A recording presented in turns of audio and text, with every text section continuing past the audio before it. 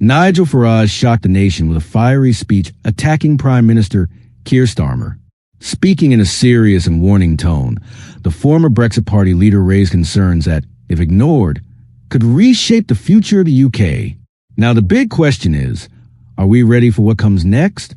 So who is crossing the English Channel? Who's actually coming? You see, we obsess with the numbers, and yeah, sure, 973 crossed last Sunday, 370 crossed the day before that, and they're being put up in hotels and private rented accommodation and social housing absolutely everywhere, and people are furious about the sheer numbers coming, furious that now over 1% of the British population that we know of are illegal immigrants.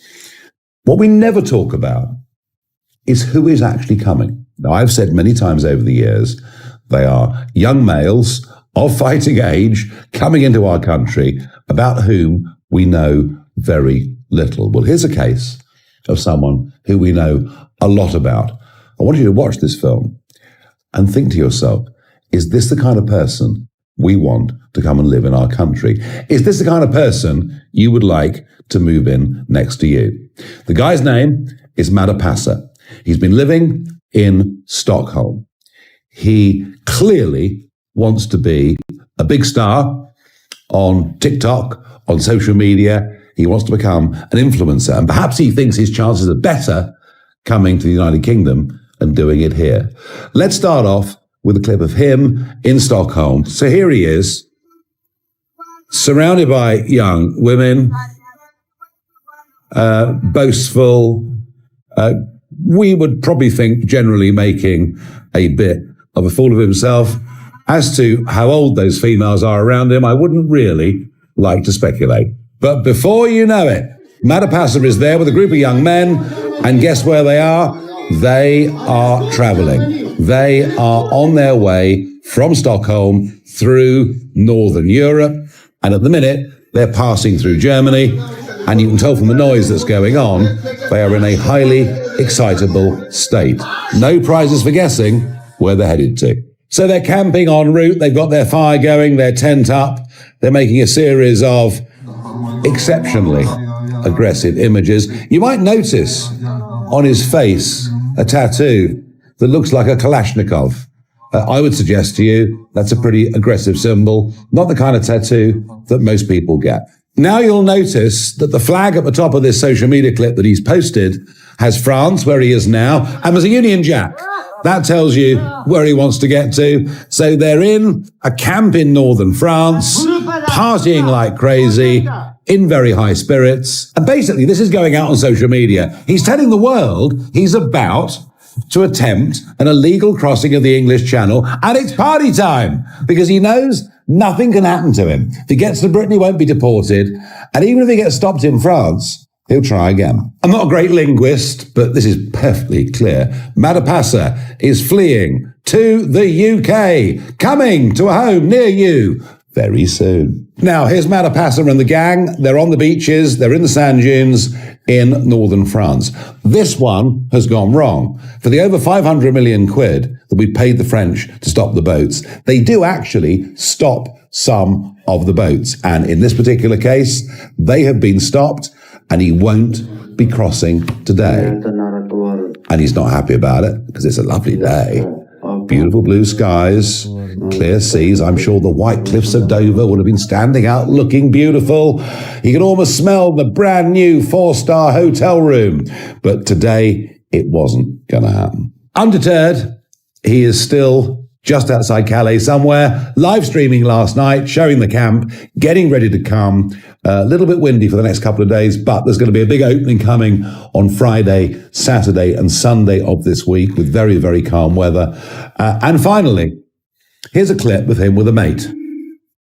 That's right, a gun. Not just a gun tattooed onto his face, but an actual gun. Matapasa will, without doubt, be in our country by the weekend. He won't leave. He'll be able to stay here for the rest of his life. That is almost 99% certain. I know that I get condemned. I'll be told that I'm being beastly, I'm being mean, because he's a poor refugee in need. You can see he's none of those things. Actually, He's here for a life to make money. He's here to lord it over us. Folks, these are the sort of people that are crossing the English Channel. This has been allowed by a Conservative government. The Labour Party will do nothing about it. Only Reform is determined to stop this. And we only stop this if we deport those that come here illegally, just like we used to 20 years ago. If you want to stop the boats, stop this rot, then please, you need to put your faith in me and Reform. It's a funny old thing, the media. Here's one of today's headlines. Keir Starmer, now as unpopular as Nigel Farage. Goodness gracious me, how low can you sink? This must be absolutely awful. Big headlines from a YouGov poll published yesterday. But there's another way of looking at it. Who is the most favourable of the party leaders? And oh, how very, very strange.